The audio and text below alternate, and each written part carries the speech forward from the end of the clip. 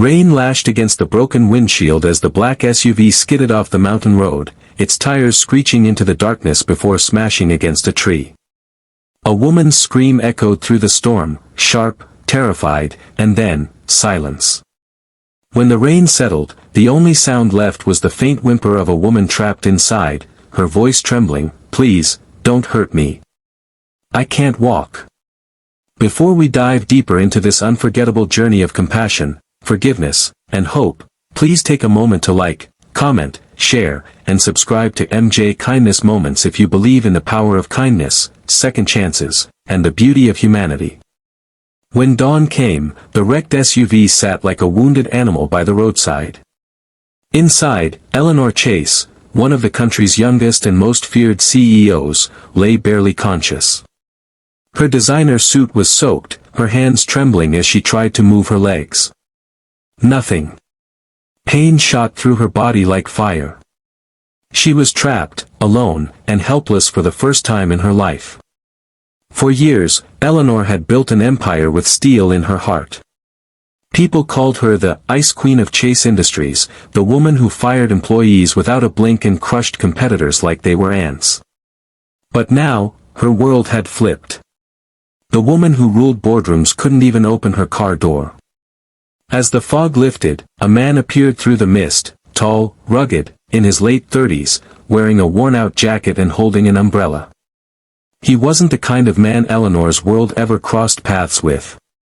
His name was Daniel Hayes, a single father raising his 8-year-old daughter, Lily, in a small cabin nearby. He had been driving his old pickup to deliver groceries to the town when he noticed the wreck. Without hesitation, he rushed to the scene, kicking open the jammed car door and carefully lifting Eleanor into his arms. She resisted weakly, terrified.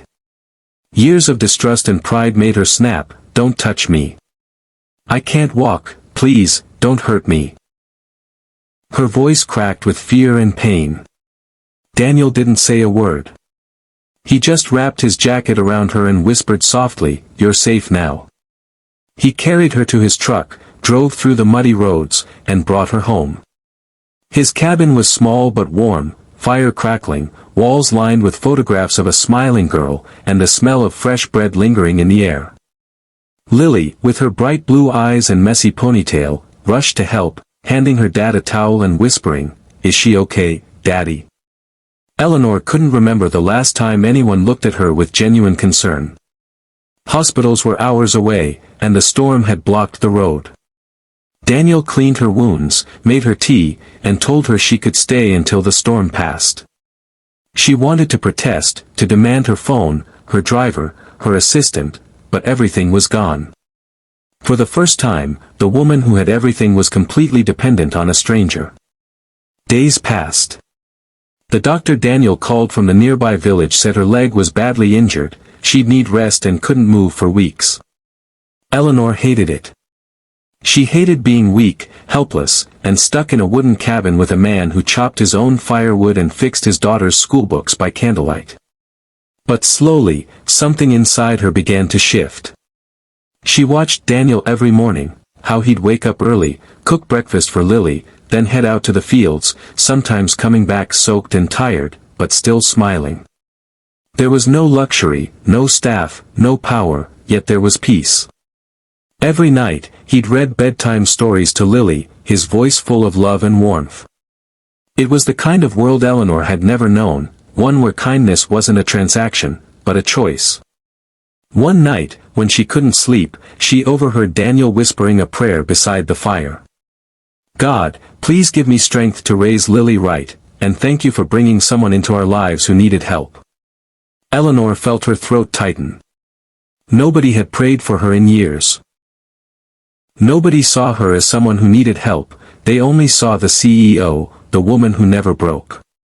But here, in this small wooden cabin, surrounded by simplicity, she realized how empty her world had been. As days turned into weeks, she began to heal, physically and emotionally. Lily would bring her wildflowers, make her laugh, and ask endless questions about her big city world. Daniel built a wooden ramp outside so Eleanor could move around in her wheelchair. He never treated her like a burden or a celebrity. Just a human being. One evening, as the sun dipped below the horizon, Daniel sat beside her on the porch. The air smelled of pine and rain. Eleanor looked at him and asked, "Why are you helping me so much? You don't even know me." He smiled faintly. "Because once, someone helped me when I was lost. I don't forget kindness." Then he told her his story. His wife, Sarah, had died 5 years ago in a car accident. He had been driving. For months, he blamed himself, stopped talking, stopped living. But then one night, while sitting in the rain, an old man passing by stopped, gave him soup, and said, "Pain doesn't mean your story is over, it means it's changing." Those words saved him.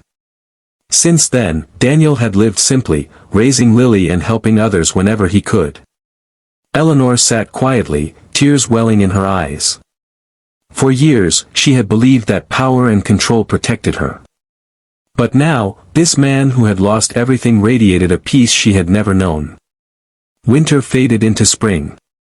Eleanor's wounds healed, but her heart didn't want to leave. She had found something here, something rare, something true. She helped Lily with her homework, started cooking, terribly, at first, and even laughed again. Daniel would tease her about her burnt pancakes, and she'd roll her eyes but smile in secret. For the first time in years, she wasn't Miss Chase, the CEO. She was just Eleanor. But one afternoon, her past came knocking. A sleek black car pulled up near the cabin. Her assistant stepped out, shocked to see her sitting on the porch with a little girl braiding her hair. "Ma'am. We've been searching for you for weeks. The board is in chaos." The real world came rushing back like a storm. The company was falling apart without her. She had to return. Daniel said nothing. He simply helped her pack her things. But his eyes said everything.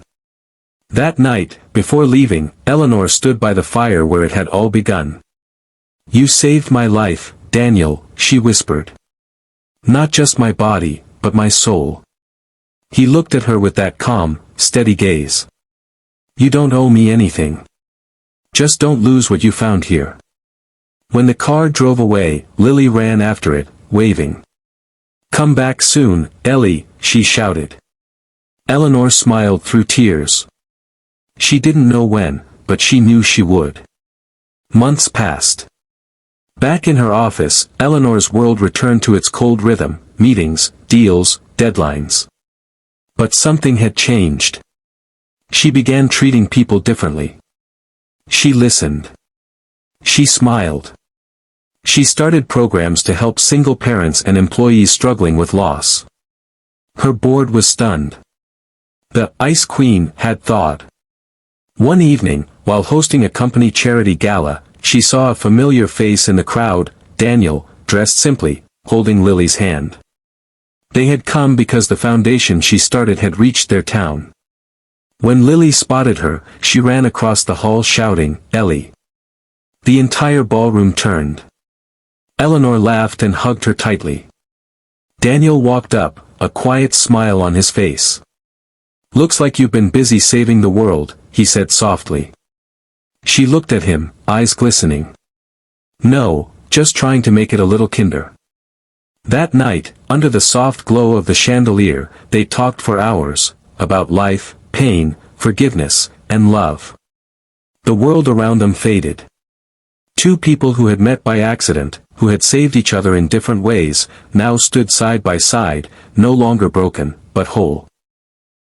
When Eleanor finally took the stage to speak, her voice trembled, not with fear, but with emotion. "A few months ago, I thought strength meant never needing anyone. But I was wrong. Strength is kindness. It's trust. It's allowing someone to see you when you're weak." She looked toward Daniel and Lily. And sometimes, the people we least expect, change everything. The audience rose in applause, but Eleanor only saw the little girl clapping with a wide smile and the man whose quiet heart had restored hers. If this story touched your heart, please like, share, and subscribe to MJ Kindness Moments. Let's keep spreading love, empathy, and second chances across the world, one story at a time. Speech balloon special request, comment below, what does kindness mean to you? Have you ever met someone who changed your life unexpectedly? That night, as Eleanor walked out onto the balcony, she gazed at the stars above the city. Somewhere out there, under the same sky, was a small cabin where her heart had learned to feel again. She whispered into the wind, "Thank you, Daniel, for teaching me that broken doesn't mean hopeless." And as the lights of the city twinkled below, she finally smiled, not the practiced smile of a CEO, but the quiet, peaceful smile of a woman who had rediscovered what it meant to be human. Because sometimes, the greatest power of all, is kindness.